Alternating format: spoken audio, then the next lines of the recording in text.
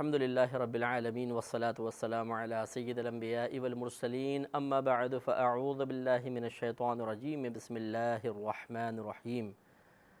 حضرت موسیٰ علیہ السلام کے بارے میں اللہ تبارک و تعالی نے جو کچھ قرآن عظیم میں مختلف انداز سے بیان فرمایا،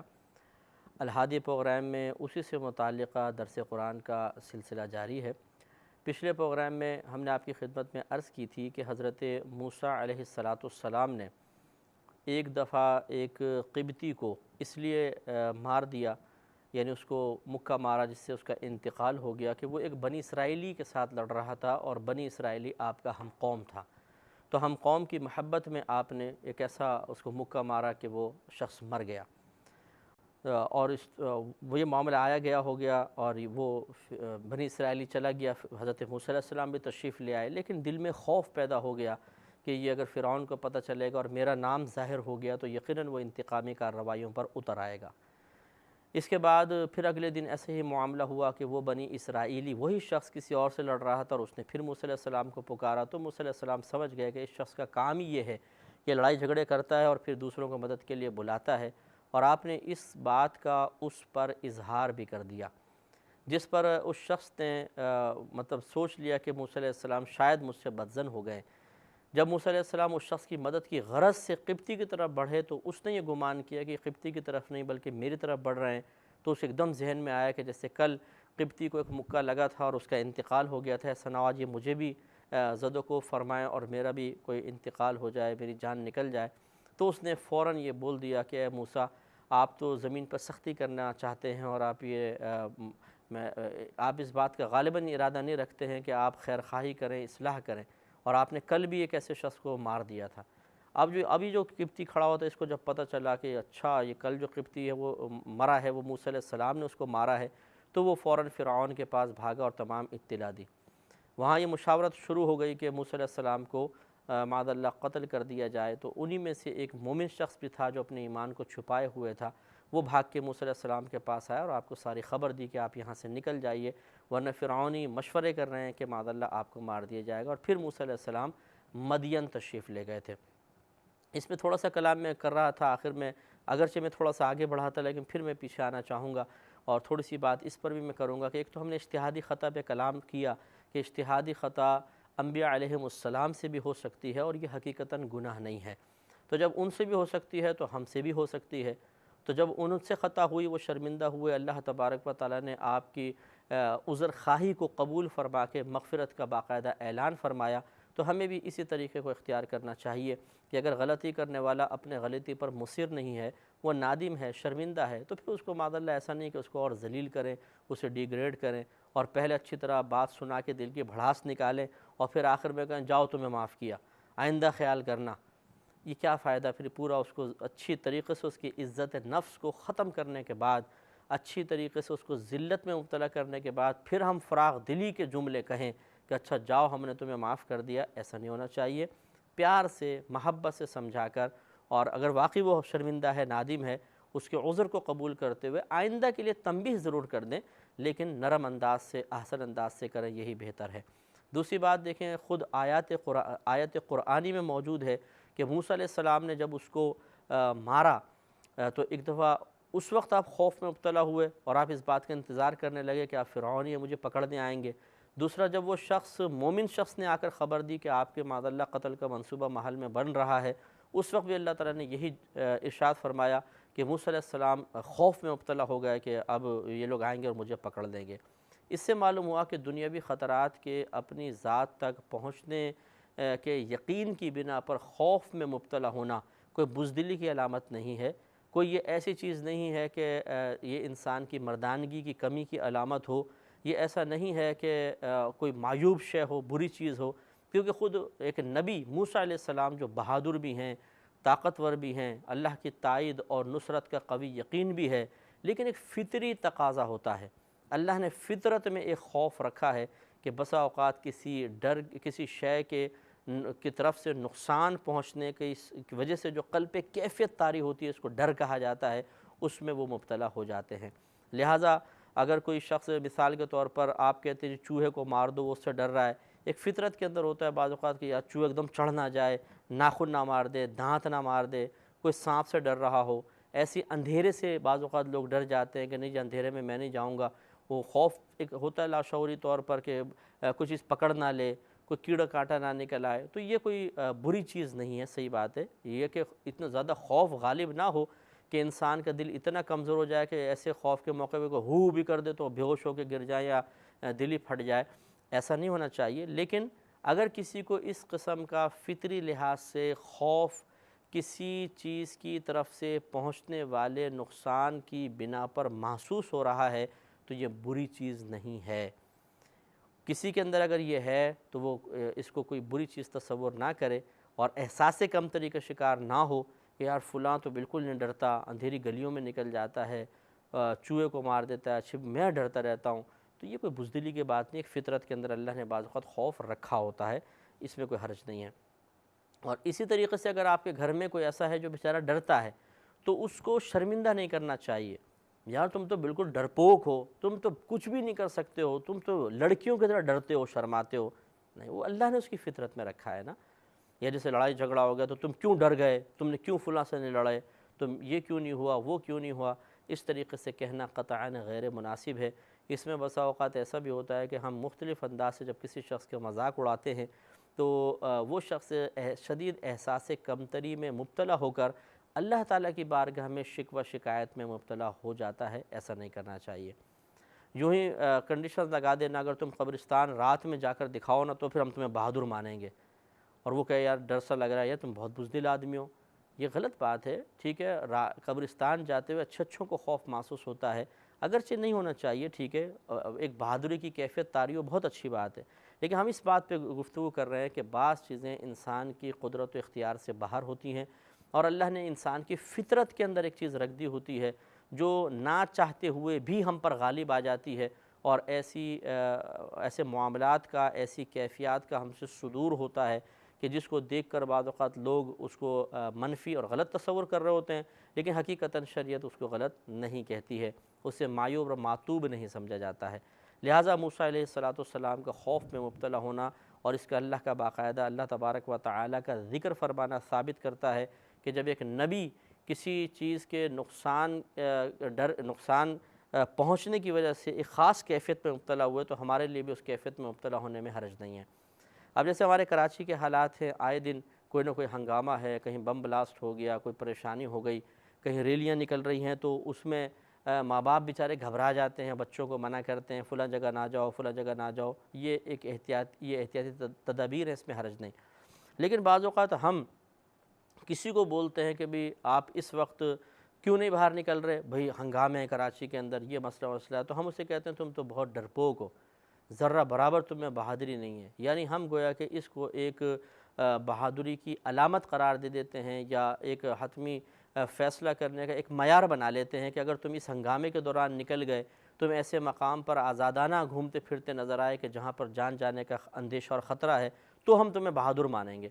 یہ اس قسم کے معیار مقرر کرنا شرعاً صحیح نہیں ہے۔ وجہ اس کی یہ ہے کہ بسا اوقات ایک شخص اپنے قلب میں خوف محسوس کر رہا ہوتا ہے، وہ خوف اس پر غالب بھی ہوتا ہے، لیکن اپنی جھیپ مٹانے کے لیے، آپ کے طنز سے بچنے کے لیے، آپ کے طعنوں سے بچنے کے لیے، وہ ایک بناوٹی بہادری کا مظاہرہ کرنے کے لیے ایک ایسے مقام پہ پہنچ جاتا ہے کہ جہاں پہ اسے نہیں جانا چاہیے۔ نتیجہ نکلتا ہے کہ بسا اوقات تو غیر متوقع صورتحال کی بنا پر باطن میں چھپا ہوا خوف اس پر غالب آ جاتا ہے اور ہارٹ اٹیک ہو جاتا ہے،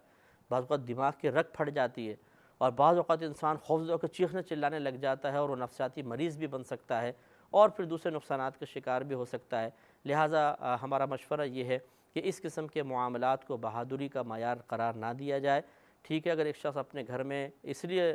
رک کر بیٹھ گیا ہے کہ نہیں یار باہر ہنگامے ہیں، کوئی گولی چل جائے گی، کوئی مجھے مار جائے گا، کوئی مسئلہ ہو جائے گا، تو اس کو بزدلی نہیں کہا جا سکتا۔ جیسے کہ موسیٰ علیہ السلام نے اپنے دل میں خوف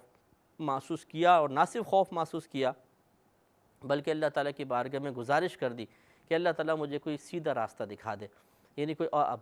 بہتری کے راستے کی طرف میری رہنمائی فرما دے، اور اللہ تعالیٰ نے آپ کے قلب مدین کی طرف ہجرت کا ارادہ فرمایا، اور آپ یہ پورا علاقہ جہاں بچپن سے لے کر جوانی تک آپ تھے، اس خوف کی وجہ سے کہ فرعون کی طرف سے گزند پہنچایا جائے گا، آپ نے چھوڑ کر دوسری طرف ہجرت فرمائی۔ معلوم ہوا کہ خوف کی وجہ سے کسی مقام سے نکل کر چلے جانا یہ بھی کوئی بزدلی کی علامت نہیں ہے، بلکہ یہ حکمت ہے۔ کوئی بھی یہ نہیں کہہ سکتا کہ معاذ اللہ دیکھو جی موسیٰ علیہ السلام ڈر گئے اور فرعون کا مقابلہ نہ کر سکے اور ڈر کے آپ بھاگ گئے۔ معاذ اللہ اس کو ڈر کے بھاگنا نہیں کہتے، بلکہ حکمتاً اپنے آپ کو ہلاکت سے بچانا کہتے ہیں۔ تو یہ چیزیں تمام اپنے ذہن میں رکھیں گے تو بسا اوقات ہم ایک زیادتی کے ارتکاب سے محفوظ رہ جاتے ہیں۔ لہٰذا اب جب آپ وہاں پہنچے تو میں آپ کو بتا رہا تھا کہ آپ ایک کنویں کے پاس مدین پہنچے، کنویں کے پاس 2 لڑکیاں کھڑی تھیں، لوگ رش بہت زیادہ تھا کنویں کے اوپر، اور وہ بچیاں بیچاری انتظار کر رہی تھیں کہ یہ لوگ ہٹیں، چرواہے تھے، جانوروں کو پانی پلا رہے تھے، تو آپ انتظار کر رہی تھیں کہ یہ ہٹیں تو ہم اپنا یہ پانی بھریں۔ تو موسیٰ علیہ السلام نے جب معاملہ معلوم کیا، بچوں نے بتایا کہ ہمارے والد بوڑھے یہاں آ نہیں سکتے ہیں اور یہ معاملہ ہے، تو وہاں ایک بہت بڑا پتھر پڑا ہوا تھا ایک کنویں کے اوپر، اور وہ دبا ہوا تھا کنواں، اس کو ہٹانا لوگوں کا دھیان بھی نہیں تھا اس طرف، اور وہ پتھر بہت بھاری تھا، کہتے ہیں کہ 10 آدمی مل کر اٹھاتے تھے، اٹھائیں تب کہیں جا کے اٹھ سکتا تھا۔ تو موسیٰ علیہ السلام کی طاقت بہت زیادہ تھی، اور نبیوں میں ویسے بھی عام لوگوں کے مقابلے میں طاقت بہت زیادہ ہوتی ہے، تو آپ اکیلے نے اس پتھر کو وہاں سے ہٹا دیا اور کنویں سے پانی نکال کے بچیوں کو دیا۔ تو بچیاں بڑی حیران ہوئیں اور آپ کی طاقت سے بھی بڑے متاثر ہوئیں۔ اور آپ یہ دیکھیے کہ جو اتنا طاقتور ہو کہ 10 آدمیوں جو وہ پتھر اتنا وزنی جو 10 آدمی مل کر اسے اٹھا سکتا ہے، اس کے بازو میں کتنی قوت ہوگی۔ تبھی تو قبطی مر گیا کہ آپ نے تو ہلکے سے اس کو مارا ہوگا، لیکن قوت اتنی زبردست کہ وہ تو ویسے بھی برداشت نہ کر سکا۔ جیسے مارشل آرٹ والے ہیں، ان کے ہاتھ بڑے سخت ہوتے ہیں، وہ ایک عام آدمی کو ذرا سی پاور سے مار دیں تو بیچارے کا دم نکل جائے، حالانکہ ان کے ہاں یہ مطلب سمجھ لیجئے 5% کوئی طاقت استعمال ہوئی ہوگی، لیکن ہمارے لیے وہی 100% سے ابو ہے کہ وہ پڑ جائے تو بیچارہ آدمی نرم و نازک ہوتا ہے، اتنی طاقت برداشت، اتنے پریشر، اتنا صدمہ برداشت کرنے کی طاقت نہیں رکھتا، تو یہ معاملہ ہو جاتا ہے۔ تو اسی طریقے سے موسیٰ علیہ السلام نے اپنی دانست میں ہلکا ہی مارا تھا، لیکن اس شخص کو وہ تو بڑا زبردست قسم کا لگا ہوگا، تو اس وجہ سے وہ مارا۔ تو یہ میں نے بات اس لیے عرض کی تفاسیر کی روشنی میں، تاکہ ہمیں اندازہ ہو کہ موسیٰ علیہ السلام نے معاذ اللہ ایسا نہیں ہے کہ معاذ اللہ ثم معاذ اللہ جیسے ہمارے ہاں فائٹ ہوتی ہے تو وحشیانہ انداز سے گھما گھما کے زور زور سے مکے مارتے ایک دوسرے کو، ایسا نہیں تھا کہ آپ نے جا کے زور سے مارا، زور سے مارتے تو شاید ہڈیاں ٹوٹ جاتی اس کی، آپ نے ہلکے سے مارا، اور لیکن 10 سے زیادہ آدمیوں کی جس شخص کے اندر قوت ہوگی آپ اندازہ کریں اس کا ہاتھ کتنا بھاری پڑا ہوگا، تو اس کا انتقال ہو گیا۔ بہرحال تو پھر حضرت موسیٰ علیہ السلام نے پانی بھر کے دیا، بچیاں گھر گئیں، اپنے والد کو بتایا کہ یہ معاملہ ہے۔ والد صاحب نے پھر بھیجا کہ اس کو بلا کے لائیں، ہم ان کو کھانا کھلائیں گے۔ بچیاں آئیں تو آپ نے منع فرمایا کہ نہیں، ہم اپنے کام کی اجرت نہیں لیتے، اور نبی جو ہیں وہ جب کسی کے ساتھ نیکی کا معاملہ کرتے ہیں تو کبھی اس کی اجرت طلب نہیں کیا کرتے۔ لیکن شعیب علیہ السلام کی طرف سے اصرار ہوا کہ یہ بچی نے بھی آ کے بتایا کہ والد صاحب تو سب کے مہمانوں کی اس طرح مہمان نوازی کرتے ہیں، آپ تشریف لائیں۔ آپ وہاں گئے، اور پھر حضرت شعیب علیہ السلام نے آپ کو یہ آفر کی، بلکہ دوسری بیٹی کے مشورے پر، کہ آپ ان کو اپنے پاس اجرت پر رکھ لیں، یہ قوی بھی ہیں، امین بھی ہیں، تو اچھا ہے کہ ہمارے لیے ایک کام کا آدمی ہمیں مل رہا ہے۔ شعیب علیہ السلام نے دعوت دی کہ آپ 8 سال تک میرے پاس یہ کام کریں، ارادہ 10 سال کا تھا کہ آپ بکریاں وغیرہ چرائیں اور ہمارا دیگر انتظام کریں۔ موسیٰ علیہ السلام مان گئے، اور تقریباً 8 سے 10 سال تک آپ حضرت شعیب علیہ السلام کے پاس رہے۔ پھر انہوں نے اپنی ایک صاحبزادی کا آپ سے نکاح کیا، پھر ان صاحبزادی کو لے کر آپ کا ارادہ ہوا اللہ کے الہام کی بنا پر کہ مجھے واپس مصر جانا چاہیے۔ پھر آپ راستے میں تھے تو ایک وادی طوا میں آپ پہنچے، مقدس وادی کہلاتی تھی، وہاں پر پھر اللہ تبارک و تعالیٰ نے آپ کو آپ کو ایک ندا کی، اور وہ درخت سے آواز آئی، آواز درخت کی تھی لیکن حقیقتاً کلام اللہ تبارک و تعالیٰ کا تھا، گویا کہ درخت سے آوازیں آ رہی تھی، تو درخت کے اندر تو اللہ تعالیٰ حلول نہیں کر گیا تھا، لیکن آواز آئی، اور پھر موسیٰ علیہ السلام کو وہاں پر عصا مبارکہ کا اور ید بیدا سفید ہاتھ والا جو معجزہ تھا وہ عطا کیا گیا، اور پھر آپ کو حکم ہوا کہ فرعون کے پاس جائیں اور تبلیغ کریں۔ یہ واقعہ الحمدللہ اب یہاں پر بیان ہوگا۔ اللہ تعالیٰ نے فرمایا وَلَمَّا وَرَدَ مَاءَ مَدْيَنَ، اور جب حضرت موسیٰ علیہ السلام مدین کے پانی کے پاس ظاہر ہوئے، تشریف لائے، وجد علیہ امۃ من الناس، تو آپ نے وہاں پر لوگوں کے ایک گروہ کو پایا، یسقون، جو پانی طلب کر رہے تھے، پانی نکال رہے تھے، وَوَجَدَ مِن دُونِهِمْ امْرَأَتَيْن تَذُودَانِ، اور وہاں پر آپ نے 2 عورتوں کو پایا کہ جو اس اپنی باری کا انتظار کر رہی تھیں۔ قال، آپ نے ارشاد فرمایا ما خطبکما، تم دونوں کا کیا معاملہ ہے، یہاں پہ کیوں کھڑی ہو؟ قالتا، ان دونوں نے کہا کہ لا نسقی حتی یصدر الرعاء، ہم اس وقت تک یہاں سے پانی نہیں لے سکتے ہیں جب تک کہ یہ چرواہے اپنے جانوروں کو سیراب نہ کر لیں۔ وَأَبُونَا شیخٌ کبیر، اور ہمارے والد صاحب ایک بوڑھے انسان ہیں۔ فَسَقَى لَهُمَا، تو موسیٰ علیہ السلام نے ان دونوں کے لیے پانی بھر دیا۔ ثُمَّ تَوَلَّى إِلَى الظِّلِّ، پھر آپ نے بچیوں کو رخصت کر دیا اور آپ ایک سائے میں جلوہ افروز ہو گئے۔ فقال، اور اللہ تعالیٰ کی بارگاہ میں عرض کی، انی، اے میرے رب، لما انزلت الی من خیر فقیر، کہ بے شک اس کے سبب سے جو تو نے نازل کیا ہے میری طرف یعنی بھلائی، میں فقیر ہوں، یعنی میں محتاج ہوں کھانے کا پینے کا، جو تو نے مجھے نعمتیں عطا فرمائی ہیں ان کے سبب آج یہ میرے ساتھ یہ معاملہ ہے۔ یہ کوئی شکوہ نہیں تھا بلکہ اللہ تعالیٰ کی بارگاہ میں عرض تھی کہ رب کریم جو کچھ تو نے مجھے دیا ہے بہت بہتر ہے، اور میں اس کی وجہ سے آج یہ ایک محتاجی کے معاملے میں ہوں کہ میں وہاں سے نکل آیا، اگرچہ وہاں سے نکل کر آنا تیری طرف سے بھلائی ہے لیکن یہ محتاجی اور فقیری کا معاملہ میرے ساتھ ہوا۔ فَجَاءَتْهُ إِحْدَاهُمَا تَمْشِي عَلَى اسْتِحْيَاءٍ، اب وہاں یہ معاملہ وہ بچیاں گئیں، گھر پہ جا کے بتایا، شعیب علیہ السلام نے ایک بچی کو بھیجا، جو بھیجنے والا واقعہ پھر یہاں پر یہ آیا، فَجَاءَتْهُ إِحْدَاهُمَا، تو آپ کے پاس ان دونوں بچیوں میں سے ایک حاضر ہوئی، تمشی علی استحیاء، وہ چلتی ہوئی آ رہی تھی حیا اور شرم کے ساتھ۔ قالت، اس نے عرض کی، ان ابی یدعوک، بے شک میرے والد نے آپ کو بلایا ہے، آپ کی دعوت کی ہے، لیجزیک اجر ما سقیت لنا، تاکہ آپ کو میرے والد صاحب اس چیز کا بدلہ دیں جو آپ نے پانی کھینچ کر ہمیں دیا ہے۔ فلما جاءہ وقص علیہ القصص، اب بیچ کی ساری باتیں جو تفسیر کی روشنی میں نے عرض کی تھی وہ معذوف ہوئیں کہ موسیٰ علیہ السلام نے منع فرمایا ہم اجرت نہیں لیتے ہیں۔ انہوں نے کہا کہ نہیں، آپ کو یہ ہمارے والد صاحب خاص اس اجرت کے، اگر آپ نہیں بھی لیتے تو پھر بھی آپ میرے ساتھ چلیں کہ ہمارے والد صاحب مہمانوں کی مہمان نوازی کرتے رہتے ہیں۔